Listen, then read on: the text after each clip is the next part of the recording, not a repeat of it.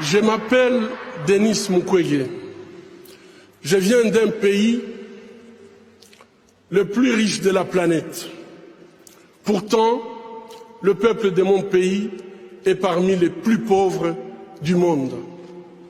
La réalité troublante est que l'abondance de nos ressources naturelles, or, coltan, cobalt et d'autres minéraux stratégiques, alimente la guerre, source de la violence extrême et de la pauvreté abjecte en République démocratique du Congo.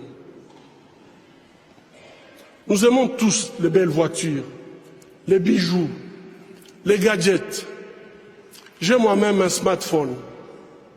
Ces objets contiennent des minéraux qu'on trouve chez nous, souvent extraits dans des conditions inhumaines par des enfants jeunes qui sont victimes d'intimidation et de violences sexuelles. En conduisant votre voiture électrique, en utilisant votre smartphone, en admirant vos bijoux, réfléchissez un instant au coût humain de la fabrication de ces objets. En tant que consommateur, le moins que l'on puisse faire,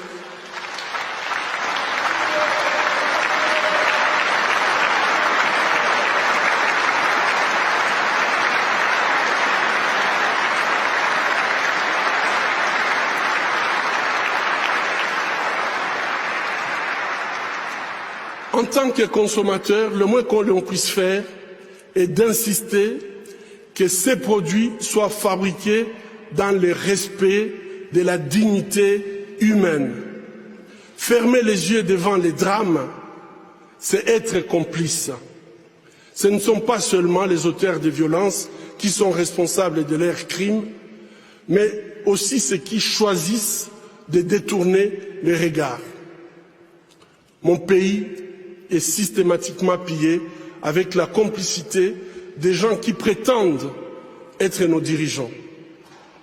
Pillés pour leur pouvoir, pillés pour leurs richesses et leur gloire, pillés aux dépens des millions d'hommes, de femmes et d'enfants innocents, abandonnés dans une misère externe, tandis que les bénéfices de nos minéraux finissent sur les comptes opaques d'une oligarchie prédatrice.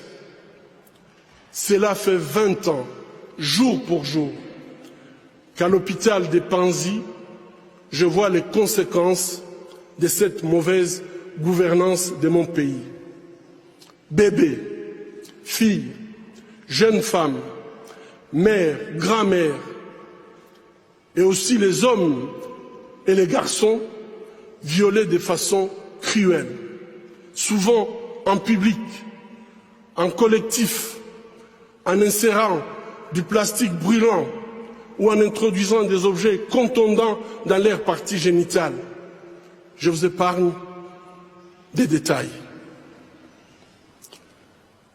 Le peuple congolais est humilié, maltraité, massacré depuis plus de 2 décennies au vu et au su de la communauté internationale.